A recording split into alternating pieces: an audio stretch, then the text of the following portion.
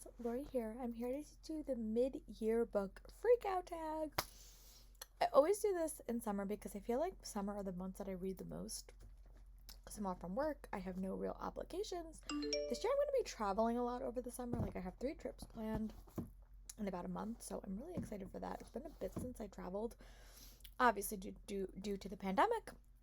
But I do want to sort of get my reading life in order. That is the plan for the week that school's over before I go to Aruba. But let's get into the tag because I'm really excited to look at the questions. Of this filming, it is June 20th, and I have read 97 books as of right now. That is a mixture of audiobooks, physical books, and some e-reads. So yeah, the first question is, what is the best book you've read this year? Out of 97 books, I think it's really hard to choose just one. So I'm going to choose 3. I'm going to choose a fantasy and a YA fantasy, a YA contemporary, and a historical romance. So let's get into it. The first book I'm going to chat about is The Prison Healer by Lynette Nomi. Here is this beautiful cover. My edition is even more pretty because I got mine from FairyLoot, but here's the normal cover. This book was really fun for the first half of it, like the first 80%. I really loved it. You basically follow this girl named Ziba, and she's sort of working as a healer in the prison system because she herself is a prisoner because her dad did something. And the only thing she knows is that her parents are supposed to come for her and to save her. And they're supposed to get her out and they're supposed to rescue her because she is a part of the rebel alliance that is outside. And there's a rebel queen and all this stuff. But suddenly, the rebel queen is sent to this death prison, and she takes it upon herself to sort of act as her go-between and sort of participate in the challenges for her. So if she, Ziba, wins these challenges, the queen can go free. That is all I'm going to say because it is a wild ride. There is a love interest. There's someone she's trying to help throughout this whole story. It is a very, very sweet story. I really need to get to the sequel. I might actually try to pick it up this summer. I actually have an e-arc, but I've just been a little bit distracted. But I loved it. The end of this book took the story to like the next level, which I did not see or did not predict. Would probably be the biggest surprise in my read as well, but I'll try to choose a different one for that. But yeah, very, very good. And I really am excited to read more by this author in the future. And then the next book I'm going to chat about is a Regency romance, and that is Lady Isabella's Scandalous Marriage by Jennifer Ashley. And here is a photo. In contemporary stories as second chance romances, and I love it even more in Regency. But this one was just fun. It's the second book in her series. The first one is Lord Ian Mackenzie, and I love that book, but this book I think I loved even more. But you basically follow Lady Isabella, and she is the wife of Mac, but they have been estranged. There was some fertility issues that sort of led them apart, and he was a very, very distracted artist. But their paths wind up crossing again, and things go romantic. We'll say that. Like things get interesting, and it has one of my favorite tropes in this is really, really fun. But I also just love second chance romance and how he really needs to grovel to get her back. It was fun. I love that you got to see the characters from the previous book in the series, but it was a nice balance. Like I didn't feel overwhelmed. It was great. I really, really liked it, and I really need to read the 3rd book in this series. I just got a little bit distracted with my listening for the second half of the school year. But very, very good. I really, really enjoyed, and definitely one of my favorite historicals of the year. And then my contemporary I want to give a shout out to is With and Without You by Emily Weberly and Austin Sigmund Broga. Another second chance romance that I really loved, and here is a photo. The reason I like this book because it was really unique and like super different. So you basically follow these 2 characters. I cannot remember names. Sorry, it's been a bit since I read this one.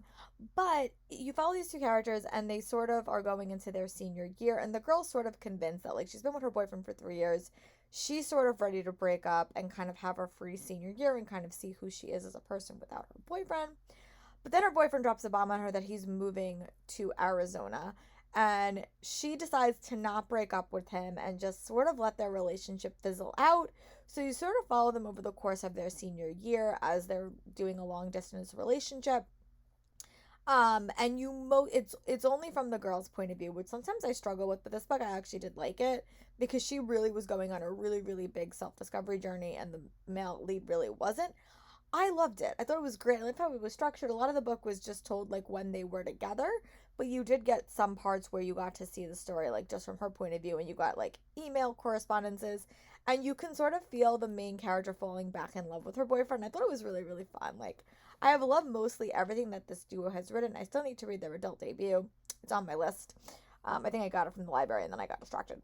But I really like this. There was a really, really unique premise. And as someone that loves second chance romances, see the previous clip, this definitely fulfilled that category as well. But the next question is, what's the best sequel you read this year? I have been a little bit better at reading series, like especially my romance series. I've been listening to them a lot. But the best sequel I've read is one that I've read relatively recently, and that is The Last Fallen Moon by Gracie Kim. Here's a photo.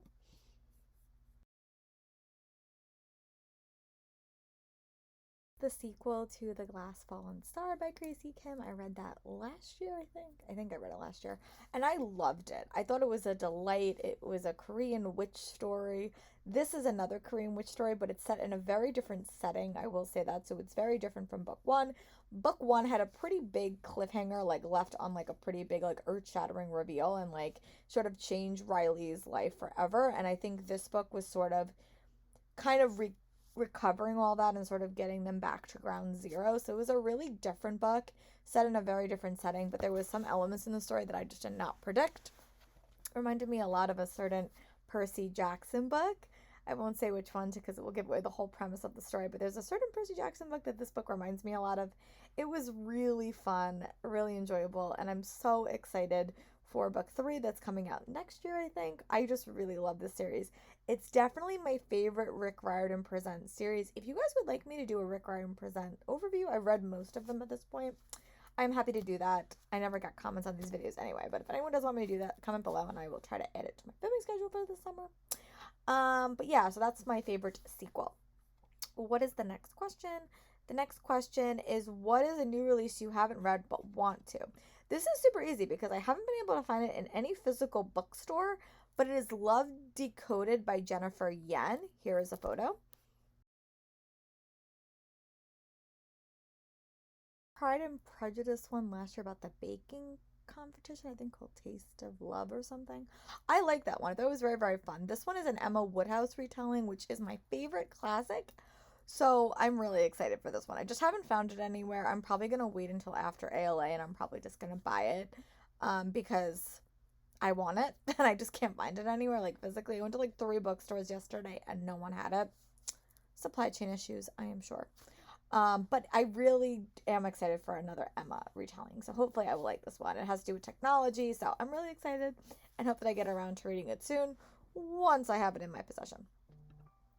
And then the next book, what is the most anticipated release for the second half of the year? I have to go look at my lists. There were a couple.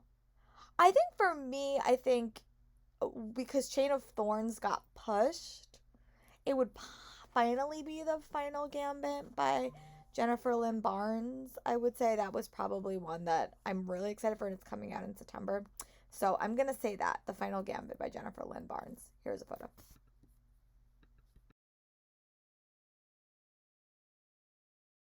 And just because I'm me, there has to be another option. I would say Stella Luna, which is the next Keeper of the Lost Cities books, which I really have been loving that series, especially because the Morgan Crow book got pushed. It's just been a year of pushes, which makes sense because there's been a lot of issues with supply chains. But yeah, so that's definitely something those 2 books I'm really excited for, and they're in series, and I'm trying to get better at reading series, so those are ones I'm really excited for. The chat book we're going to chat about, the next question we're going to chat about is your biggest disappointment. I talk about this in a lot of my videos because it really did disappoint me. I'm not sure why it disappointed me so much. I think because everyone was so excited and reading it and loving it, and I picked up In My Dreams and I Hold the Knife and just hated it. So I think that was my biggest disappointment because I went in with such high expectations. I don't know why my expectations were so high, but they were, and I was just really disappointed. So that's why In My Dreams, A Hold the Knife is a big disappointment for me. I normally love books that have a murder mystery at the heart of it and like a blast from the past murder mystery. The characters in this book just really did not do it for me. I was not engaged. It was bored. I hated all the characters, and it just was not. It was paced really, really well, but the characters just did not redeem the story for me, unfortunately, and that is why it is on this list. But the next question is, what is your biggest surprise? I will say Prison Healer was the ending was super surprising, but let me try to get you another one that was like a big surprise overall. I think I'm gonna give it to Legends and Lattes by Travis Baldaria because this book was a delight. I went in not really knowing what to expect, but I devoured this. Like I was like we just got a new puppy and I was taking care of her this weekend when I was reading it, but I literally just wanted her to take a nap so I could keep reading my book. But I loved it. It was like so sweet and so cozy. Sort of along with The Maid, which I guess was another big surprise for me because I love that story as well. But this one was just so delightful and like just such like a unique story, and I didn't really know what I was going into it because it was like a high fantasy with low stakes, which is exactly what the story was.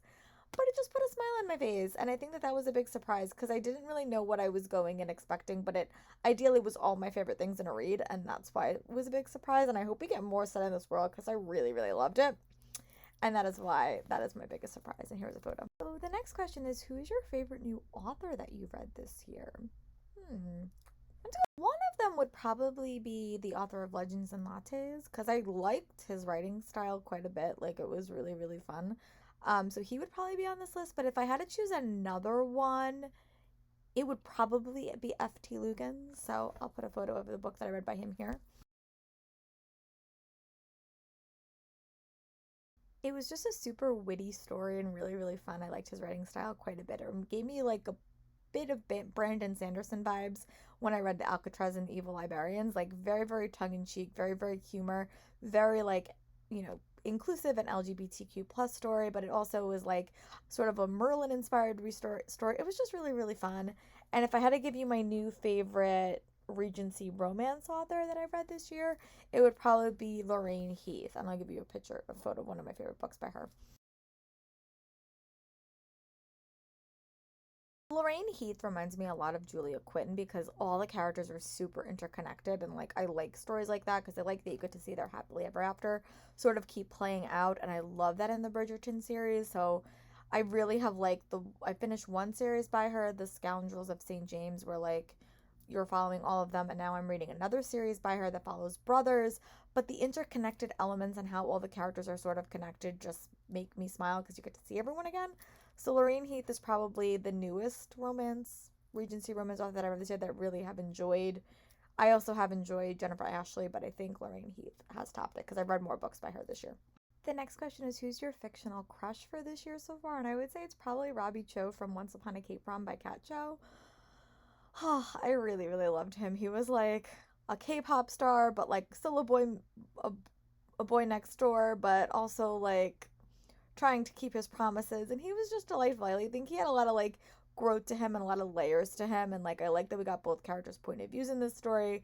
He was great. He's definitely high up on my list as like a potential fictional crush because he's just was very, very fun. A lot of the Regency romance authors I have found, the Hero and Midnight Pleasures with a Scoundrel by Lorraine Heath, I think was one of my favorites as well. Because he was sort of pining for Franny throughout the whole series, and he finally got his own happily ever after. So, again, those two are definitely up in my heart this year because they just put smiles on my faces, and yeah. So those two are definitely some of my fictional crushes that I found this year. The next question is, who's your favorite character? I would say it's probably Alaric from So This Is Ever After by F.T. Lukens. I loved him. He was like laugh out loud funny, and he just was like this guy who like got thrown into a quest and kind of won the quest, and you follow him in his supposed to be happily ever after, and he is just snarky as all get out. Like he's just so snarky, and I loved it. I loved being in his head. I loved how he got his unexpected happily ever after. That book reminded me a lot of reading a Regency romance because it had a lot of tropes like that. It was great. I would definitely recommend you read it. He is snarky, but he is such a fun narrator to be in his head, and that is why he is my favorite character as of right now. It's not often I cry when reading books. Like, that's just not an emotion I normally feel when reading books. But I did get a little bit teary eyed at the end of Arusha and the Nectar of Immortality because